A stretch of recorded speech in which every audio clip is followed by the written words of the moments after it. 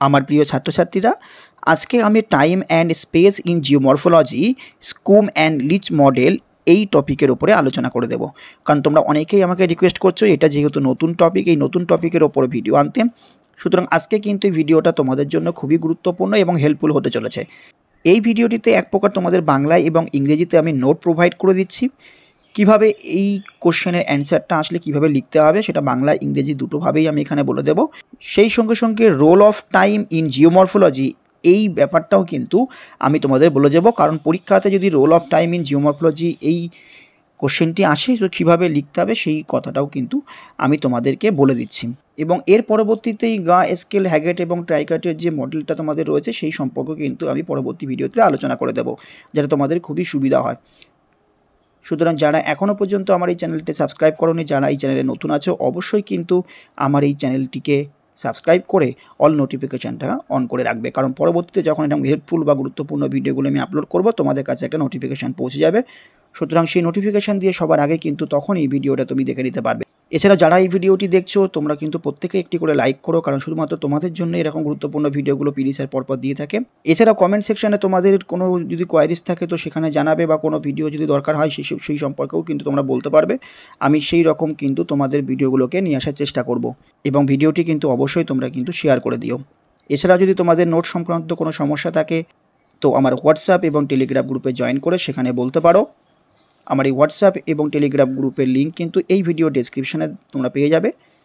তবে আমার হোয়াটসঅ্যাপ এবং টেলিগ্রাম গ্রুপে জয়েন করার আগে অবশ্যই কিন্তু ভিডিওটিতে লাইক এবং শেয়ার, অবশ্যই কিন্তু চ্যানেলটিকে সাবস্ক্রাইব করে তারপরে জয়েনটা করো। তাহলে শুরু করা যাক আজকের ভিডিওটি। ফার্স্ট দেখো role of time in geomorphology, অর্থাৎ ভূমিরূপবিদ্যায় সময়ের যে ভূমিকা। কারণ তোমরা সবাই জানো ভূমিরূপবিদ্যার যে আলোচনা, সেই আলোচনায় কিন্তু সময় একটি ভেরি ইম্পর্টেন্ট বিষয়। কারণ এই ভূমিরূপের যে বিবর্তন বা পরিবর্তন যাই হোক না কেন, সেইগুলো কিন্তু সবই সময় নির্ভর। সেই সময়টা হতে পারে একবার অনেক দীর্ঘ সময়ব্যাপী বা অল্প সময়ব্যাপী পরিবর্তন। এই যে সময়ের যে পরিবর্তন বা এই যে সময়ের যে ভূমিকা ভূমিরূপবিদ্যার আলোচনায়, সেটাকে আমরা মোটামুটি দুটো ভাগে ভাগ করে থাকি। একটা হচ্ছে টাইম ডিপেন্ডেন্ট আর একটা হচ্ছে টাইম ইনডিপেন্ডেন্ট। মনে রাখবে এই সম্পর্কিত কিন্তু 2 মার্কস বা 5 মার্কসে আলাদা আলাদা করেও কিন্তু তোমাদের বিভিন্ন কোশ্চেনগুলো চলে আসে পরীক্ষাতে। এবং এই জিওমরফোলজির উপরেই কিন্তু আমি তোমাদের সাজেশন ভিডিওগুলো অলরেডি আপলোড করে দিয়েছি, তোমরা সেখান থেকে কিন্তু পেয়ে যাবে।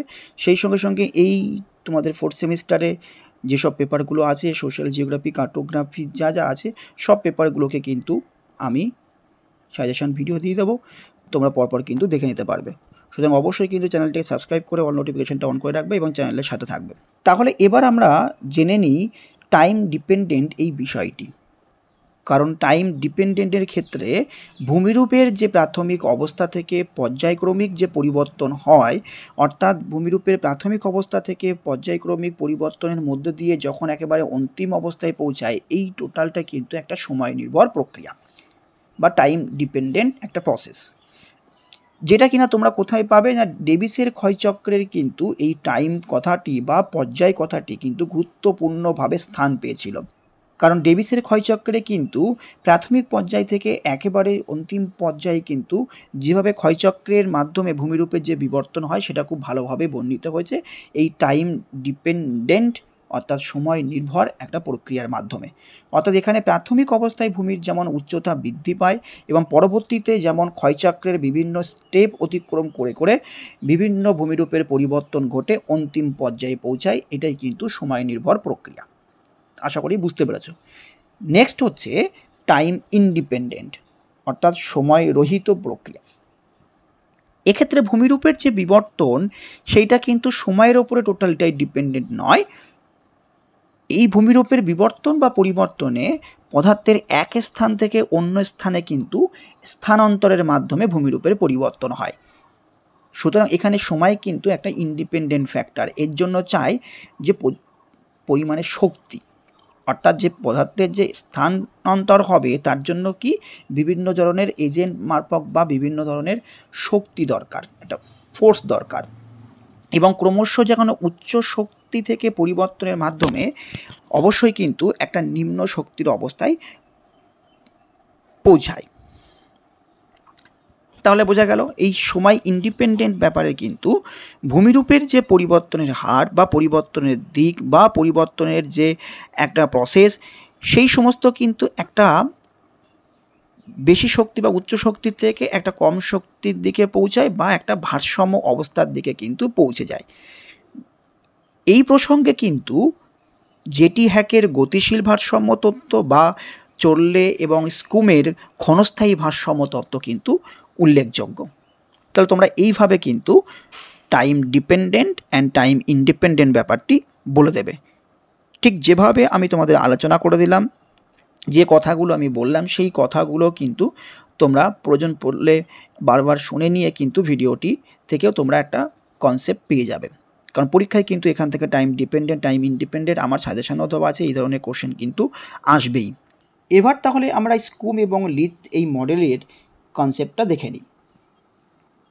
দেখো কি বলা হচ্ছে, R.W. Leach and S.A. Scoom 1965 past attempt to dispel controversies regarding the models of landscape development propounded by W.M. Davis, Penck, J.T. Hack on the basis of different time span of landscape development, that is the cyclic time, graded time, steady and instantaneous time। তাহলে বোঝা গেল ব্যাপারটি। সেই জন্যে কিন্তু এখানে আমরা পরপর প্রত্যেকটি যে সময়ের ওপর নির্ভর করে ভূমিরূপের যে পরিবর্তনটি হচ্ছে, সেই সঙ্গে সঙ্গে ভূমিরূপগত আকার আকৃতির ওপর নির্ভর করে যে ভূমিরূপের পরিবর্তনটাও নির্ভর করে, সেই অনুযায়ী কিন্তু টাইমটিকে বা সময়কালের পার্থক্যের ভিত্তিতে ভূমিরূপের যে একটা পরিবর্তনের বর্ণনা, সেগুলো কিন্তু স্কুম এবং লিস্ট এই মডেলের মাধ্যমে তুলে ধরেছি। তাহলে প্রথমে আমরা সাইকেলিক এবং গ্রেডেড এবং স্টেডি অ্যান্ড ইনস্ট্যান্টেনিয়াস টাইমটা জেনে নিই। ব্যাপারটা কি, ফার্স্ট দেখো সাইকেলিক টাইম। দ্য সাইকেলিক টাইমটার ক্ষেত্রে কি বলা হয়েছে, দেখো এখানে পুরো লেখাই রয়েছে, cyclic time longer geological periods of time measuring the millions of years and every larger spatial aerial unit measuring the thousands of square kilometer areas, ঠিক আছে। and this time span involves the progressive but slow changes in both process rate and landforms. Scoom and List have identified the 10 drainage basin variables and their relative importance in terms of cyclic, graded and steady time scale. বোঝা গেল। তাহলে এই যে সাইকেলিক টাইমটার ক্ষেত্রে এখানে কিন্তু একটা million বছরব্যাপী যে ভূমিরূপের যে একটা ক্ষয়চক্রের মাধ্যমে যে পরিবর্তন, সেই পরিবর্তনের কথা কিন্তু বলা হয়েছে। এবং স্কুম এবং লিস্ট মডেল নদী অববাহিকার ক্ষেত্রে যে 10টি বিষয় চিহ্নিত করেছেন, সেই সমস্ত বিষয়গুলির ক্ষেত্রে বা ক্ষয়চক্রের সময়, পর্যায়িত সময়, তাৎক্ষণিক সময়, এই সমস্ত সময়গুলো কিন্তু আপেক্ষিক গুরুত্ব রয়েছে। সেই জন্যে দেখো এখানে সাইকেলিক টাইমের যে একটা ছবি আমি এখানে দিয়ে দিয়েছি, সাইকেলিক টাইম এবং হচ্ছে চ্যানেল গ্রেডিয়েন্ট, সেরকম করতে এখানে হচ্ছে দেখো মিলিয়ন বছরটা দিয়ে সাইকেলিক টাইম কীভাবে গ্রেডেড টাইম পরপর আমি আলোচনা করে দেবো। তোমার এই ভিডিওটা একটু পজ করে এই ইমেজটা একটু দেখে নিও। নেক্সট দেখো এই সাইকেলিক টাইমের যে বিভিন্ন ভেরিয়েবলস বলা হয়েছে, অর্থাৎ যে সাইকেলিক টাইমের time, initial relief, geology, climate, এইগুলো কিন্তু সম্পর্কে এছাড়াও আরও আছে, যেমন টাইম ডিপেন্ডেন্ট এবং টাইম ইন্ডিপেন্ডেন্ট ভেরিয়েবল ক্ষেত্রে সেইগুলো কিন্তু কী কী আছে সবগুলো এখানে বলে দেওয়া হয়েছে। দেখো vegetables, relief, hydrology, drainage, geomorphology, hill storm, এই সমস্ত কিন্তু সব তোমাদের লিখতে হবে। অর্থাৎ বিভিন্ন ডিপেন্ডেন্ট ভেরিয়েবল এবং ইন্ডিপেন্ডেন্ট ভেরিয়েবল যেগুলো রয়েছে, এই ক্ষেত্রে দেখো তোমাদের যেমন ভূমিরূপের সময় বা প্রারম্ভিক ভূমিরূপ অর্থাৎ টাইম এবং ইনিশিয়াল রিপ, এই ক্ষেত্রে যেমন শৈলশিরা উপত্যকার মাধ্যমে যেমন উচ্চতার পরিবর্তন ঘটে, বা পাত সংস্থানগত কারণে ভূমিরূপের উদগমন বা অধগমনে সর্বোচ্চ বা সর্বনিম্ন যে পরিবর্তন ঘটে, সমতলের পরিবর্তন ঘটে, সেইগুলো রয়েছে। ভূতত্ত্ব বা জিওলজির মাধ্যমে যেমন বাঁধযুক্ত গঠন, শিলাযুক্ত গঠন ইত্যাদি রয়েছে। জলবায়ুর মধ্যে যেমন বৃষ্টিপাত, সৌরশক্তি, সবগুলো কিন্তু হচ্ছে time independent variable. Time dependent ভেরিয়েবলের ক্ষেত্রে কিন্তু কী কী বলা হয়েছে দেখো, যেখানে আমি এখানে বললাম, যেমন হচ্ছে তোমাদের স্বাভাবিক উদ্ভিদ মানে ভেজিটেশন, জলনির্গম প্রণালী, পাহাড়ের ঢাল ইত্যাদি রয়েছে।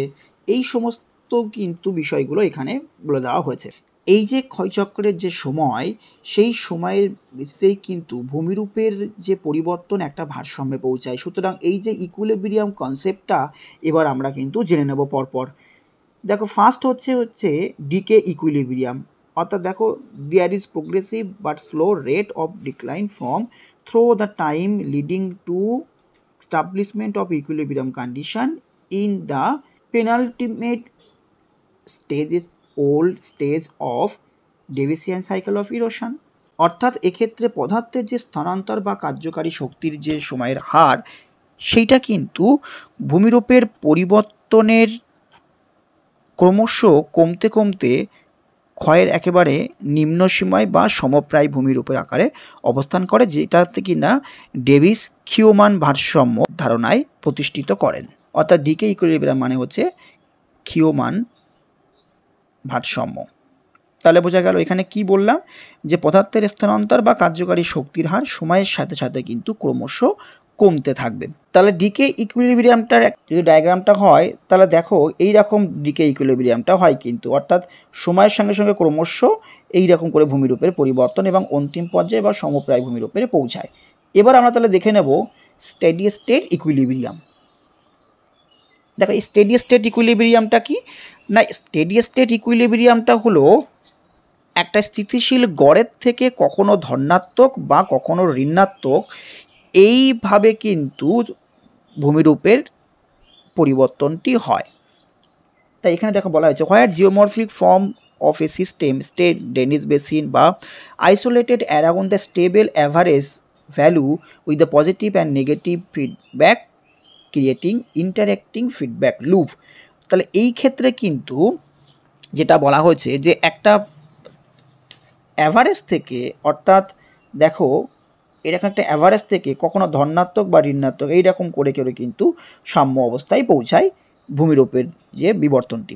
নেক্সট আমরা দেখে নেব ডায়নামিক ইকুইলিব্রিয়াম কনসেপ্টটি। দেখো এখানে বলা হয়েছে indicating a condition of form of isolating positive এবং negative feedback around the moving average value but also characteristics of continuous decline in form through the time river long profile characteristics by alternative actions of erosion and deposition. অর্থাৎ এই যে dynamic equilibrium কনসেপ্টটি এইভাবে কিন্তু একটা decay equilibrium এবং steady state ইকুইলিব্রিয়ামের কনসেপ্টের মধ্যে যাবে, অর্থাৎ এইভাবে কিন্তু সময়টার মাধ্যমে কমছে, কারণ এখানে যদি আমাদের অল্টিটিউড হয় আর এখানে যদি আমাদের টাইম হয়, তাহলে টাইমের রেসপেক্টে কিন্তু এই ভূমিরূপটা আস্তে আস্তে সমপ্রায় ভূমিরূপে চলছে। কিভাবে না, এখানে কখনো ধনাত্মক কখনো ঋণাত্মক এইভাবে কিন্তু ভারসাম্য অবস্থায় পৌঁছাচ্ছে। তাহলে ক্লিয়ার হলো, এটা একবার দেখে নাও। এখানে দেখো দেওয়া রয়েছে যে cyclic time, graded time, steady time, সেই সঙ্গে সঙ্গে decay equilibrium, steady state equilibrium, dynamic equilibrium. এটা হচ্ছে ডায়নামিক মেটাস্টেবল ইকুইলিব্রিয়াম লাস্ট কনসেপ্টটা। তাহলে ডায়নামিক মেটাস্টেবল কনসেপ্টটা এবার দেখে নিই। এক্ষেত্রে কি বলা হয়েছে দেখো, representing a condition of oscillation about a mean value of form which is tending through time at the same time and is subject to step like the discontinuities as a threshold effect appears to promote the sudden changes from the condition of equilibrium insufficient energy level with the erosional processes acted an episodic manner as envisaged by the Schumann list। কি বলা হয়েছে দেখো, এখানে বলা হয়েছে যে গতিশীল যে ভারসাম্যে যদি ধনাত্মক এবং ঋণাত্মক পরিবর্তনের হঠাৎ যদি একটি কোনো চেঞ্জেস চলে আসে, সেই সব চেঞ্জের জন্যে কিন্তু বা কোনো চেঞ্জেস মানে হচ্ছে একটা ক্যাটাস্ট্রফিক চেঞ্জ যদি চলে আসে, তাহলে এই গতিশীল ভারসাম্যটা ধারণাটা চলে আসে। ঠিক আছে, অর্থাৎ কিছু সময় অন্তর হঠাৎ পরিবর্তন ঘটে, সেই পরিবর্তনের মাধ্যমে আস্তে আস্তে আস্তে কিন্তু ভারসাম্য অবস্থায় পৌঁছায়। যেমন কি ডায়াগ্রামটা যদি এই রকম দেখি আমরা, এখানে অল্টিটিউড এবং হচ্ছে এটা হচ্ছে আমার টাইম, সেই অনুযায়ী কিন্তু যদি আমাদের এই রকমভাবে ধনাত্মক পজিটিভ ঋণাত্মক আবার গিয়ে হঠাৎ চেঞ্জ হয়ে গেল, আবার যদি আসে আবার চেঞ্জ হয়ে গেল, এইভাবে আস্তে আস্তে কিন্তু সাম্য অবস্থায় পৌঁছায়। এটাকেই ডায়নামিক মেটাস্টেবল ইকুইলিব্রিয়াম বলা হয়েছে। সেই সঙ্গে সঙ্গে স্কুম এবং লিস্টের যে কনসেপ্টটা রয়েছে, যেটা হচ্ছে জিওমরফিক থ্রেশহোল্ড এবং কমপ্লেক্স রেসপন্স, এইটা কিন্তু খুব ইম্পর্টেন্ট একটি কনসেপ্ট, অর্থাৎ ভূমিরূপবিদ্যার যে সংকট মাত্রা আর ভূমিরূপবিদ্যার যে জটিল সারার যে তত্ত্বটি, খুব ইম্পর্টেন্ট কিন্তু এই বিষয়টি পরীক্ষার জন্য কিন্তু এটা আসতে পারে। আমি একটু বলে দিই, কারণ স্কুমের মতে ভূমিরূপের যে বিবর্তন বা পরিবর্তনের আলোচনায় এই যে concept of complex response and geomorphic threshold খুব জরুরি। কারণ এই কমপ্লেক্স রেসপন্সটা কি আগে জেনে নিই। কারণ এই যে তত্ত্বই বলা, যদি কোনো ছোট নদী অববাহিকার হঠাৎ করে কোনো পুনর্জীবন লাভ হলো, শুধুমাত্র নিম্নক্ষয়ের মাধ্যমেই যে তার পরিবর্তনে ছাড়া দেয় সেরকম নয়, বরং কোথাও আবার সঞ্চয়, কোথাও আবার ক্ষয়, আবার কোথাও সঞ্চয়, আবার কোথাও ক্ষয়, আবার পুনরায় ওই স্তরে সঞ্চয়, ওই স্তরে ক্ষয়, এইভাবে করতে করতে কিন্তু একটা ভারসাম্য অবস্থায় পৌঁছায়, সেটাকে বলা হয় জটিল সারার তত্ত্ব, কমপ্লেক্স রেসপন্স। আশা করে বোঝা গেল। এবার জিওমরফিক থ্রেশহোল্ড ব্যাপারটা কি সেটা জেনে নিই। কারণ জিওমরফিক থ্রেশহোল্ডটা হচ্ছে নদী অববাহিকার মধ্যে হঠাৎ যদি আবার কোনো একটা তীব্রতাযুক্ত কোনো পরিবর্তন ঘটে বা হঠাৎ কোনো ক্ষয়ের হার বেড়ে যায়, সেইটাকেই বলা হচ্ছে ভূমিরূপের সংকট মাত্রা। অর্থাৎ ধরা যাক যে কোন নদী অববাহিকায় স্থায়ীভাবে পলি সঞ্চিত হলো এবং ওই সঞ্চয়ের ফলে আবার যে ভূখণ্ডের সম্মুখভাগে আবার কিন্তু ঢাল বৃদ্ধি পায়, তৎক্ষণাৎ কিন্তু ওই আবার ক্ষয়চক্র কিন্তু আবার চলতে থাকে। এই যে ঢালের মাত্রা আছে, যে সেই যে মাত্রাটাকেই বলা হয় যে একটা থ্রেশহোল্ড বা সংকট মাত্রা। তাহলে ব্যাপারটা বোঝা গেল। অর্থাৎ তখনও কিন্তু আবার জলের যে একটা বেগ চলে আসবে, সেই জলের যে গতি, সেই গতির জন্য কিন্তু আবার ক্ষয় হবে, সেই ক্ষয়ের ফলে আবার সঞ্চয় শুরু হবে, এই আবার সেই জায়গাটা কিন্তু একবারে অবলুপ্ত হয়ে যাবে। এইভাবে কিন্তু ভূমিরূপের সংকট মাত্রা, ভূমিরূপের যে একটা পরিবর্তন, সেটা কিন্তু এখানে বলা হয়েছে। এবার তাহলে আমরা জেনে নিই যে গ্রেডেড টাইমটা কি। দেখো, this time scale have a shorter period, অর্থাৎ সে কত 100 থেকে 1000 years during the smaller stream or part of big stream or individual hill slope in a drainage network achieve the graded state of steady state equilibrium due to self-regulatory mechanism is called graded time. Clear? তাহলে সেই ক্ষেত্রে কি বলা হয়েছে দেখো, মানে এটা একটি কিন্তু খুব স্বল্প সময়ের ব্যবধান, অর্থাৎ 100 থেকে 1000 ইয়ার্সের মধ্যে কোনো সময়ে যে ছোট এলাকা বা নদী অববাহিকার অংশবিশেষ ধনাত্মক প্রতিক্রিয়া, অর্থাৎ নেগেটিভ ফিডব্যাক বা আকস্মিক কোনো পরিবর্তনের মাধ্যমে যদি কোনো স্টেডি স্টেট ইকুইলিব্রিয়ামে পৌঁছায়, সেইটাকে আমাদের বলা হয় যে পর্যায়িত সময়। ক্লিয়ার হলো? ছবিটা একবার দেখে নিই। এক্ষেত্রেও কিন্তু আবার কি বলা হয়েছে না, এই ক্ষেত্রে বলা হয়েছে যে প্রাথমিক বন্ধুরতা বা ইনিশিয়াল রিলিফ বা সময়, এরকম কিন্তু সেরকম খুব ভূমিকা সেরকম নেই, কারণ সময়টা এতটাই স্বল্প দৈর্ঘ্যের যে এখানে কিন্তু উদ্ভিদ বা বন্ধুরতা বা কোনো জলপ্রবাহ, সেই সমস্ত কিন্তু ইম্পর্টেন্টগুলো বেশি থাকে। তার জন্য এখানে কেবল জলনির্গম প্রণালী বা পাহাড়ের ঢাল বা সামগ্রিক এলাকার জল বা পলল প্রভাবের ওপর কিন্তু এখানে তাদের প্রভাব দেখা যায়। দেখো, এখানে কিন্তু আমাদের বলে দেওয়া হয়েছে গ্রেডেড টাইমটা কীরকম। তারপর দেখে নেব লাস্ট যেটা, সেটা হচ্ছে steady time or instantaneous time. এইটা কিন্তু একেবারে অতি স্বল্প একটি টাইম। এই টাইমের রেসপেক্টে কিন্তু কী করা হয়, সময়টা একেবারে খুব ছোট বা স্বল্প দৈর্ঘ্যের, সেই সঙ্গে সঙ্গে দেখো এখানে সময়টা বলে দেওয়া হয়েছে কত, 10 থেকে 100 ইয়ার্স। কারণ আমরা দেখতে পাচ্ছি এত বছর রয়েছে, কিন্তু ভূমিরূপের যে বিবর্তন সেটা কিন্তু একেবারে মিলিয়ন ইয়ার্স পর্যন্ত কিন্তু চলতে পারে। তার জন্য এখানে নদী অববাহিকার বা নদী উপত্যকার সংক্ষিপ্ত অংশ বা কোনো ঢালের অংশ বিশেষ, এই ক্ষেত্রে কিন্তু প্রভাব বিস্তার দেখা যায়। তাহলে স্টেডি স্টেটের ছবিটা একবার দেখে নাও।